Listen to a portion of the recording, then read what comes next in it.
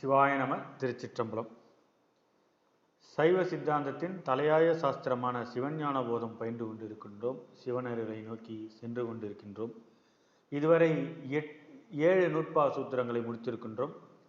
7ல் என்ன சொன்னாங்க, ஏது சொன்னாங்க, ஒன்றும் இல்லை, ஞாபகம் இல்லை, ஏதோ சொல்லியிருக்கோம், இப்போ தெரிஞ்சுக்கிட்டோம் அப்படின்ற மாதிரி மனம் இருந்தாலும் எது எது நம் மனதிற்கு செல்ல வேண்டுமோ அது இறைவன் அருளால் உள்ளே சென்றிருக்கிறது. தேவையானப்போ அது அப்படியே வெளிப்படும்.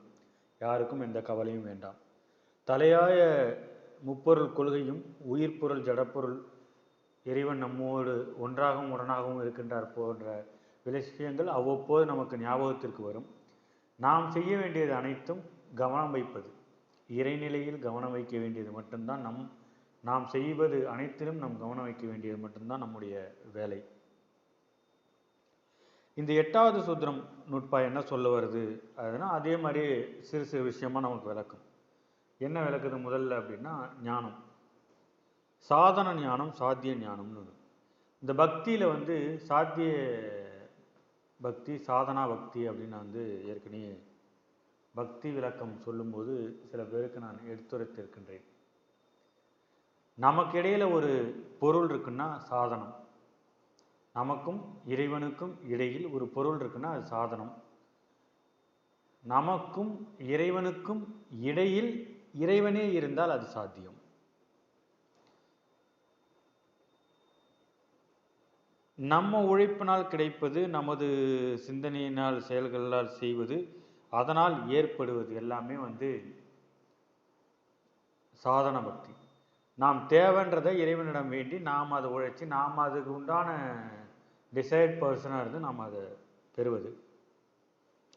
சிவனே என்று இருந்து எதுவுமே செய்யாமல் இருந்தால் கிடைக்கக்கூடிய ஒரு ஞானத்துக்கு பேர் சாத்திய ஞானம்னு சொல்லுவாங்க. இது மாதிரி எப்படி சாதன ஞானம், நாம் அதுக்குண்டான கிரியா விஷயங்கள், தியானங்கள் அப்படின்னு சொல்லிட்டு ஏதோ ஒரு வேண்டுதல் மாதிரி வச்சு அதற்கு நடுவில் எனக்கு இது நடக்கணும்னு சொல்லி ஒரு செயலின் மீது கவனம் வச்சு அந்த செயலை நடத்தி அதன் மூலமாக நாம் பெறக்கூடிய ஞானம் சாதன ஞானம். இறைவனை நம்பி எல்லாத்தையும் விட்டுட்டு இறைவனே சகலமும், இறைவனே அனைத்திற்கும் சாத்தியம், எனக்கு இறைவன் தான் அப்படின்னு இருக்கும்போது அதன் மூலமாக நமக்கு கிடைக்கக்கூடிய ஞானம் சாத்திய ஞானம்.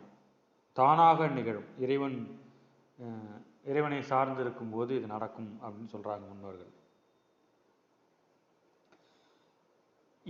எதனால் இது நடக்குது அப்படின்னு கேட்டால், இந்த 2 ஞானமும் எப்படி நமக்கு கிடைக்கிது? ஒன்று செய்கிறதால எனக்கு ஒரு ஞானம் கிடைக்குது, நான் இதை செய்யணும்னு நினச்சி செய்கிறேன், இது வேணும்னு நினச்சி செய்கிறேன், இந்த ஞானம் கிடைக்குது. அப்படி இது அதே காமன் ஸ்டாண்டர்ட் வேர்டான ஆன்மா எதை சார்ந்து இருக்கிறதோ அதன் வண்ணமாகவே வாரும் தன்மை உடையது. எதை சார்ந்து இருக்கிறதோ அதன் வண்ணமாகவே மாறும் தன்மை உடையது. ஆகையினால் சாத்தியமோ சாதனமோ நாம் எதை சார்ந்து வைக்கிறோமோ அதை சார்ந்து.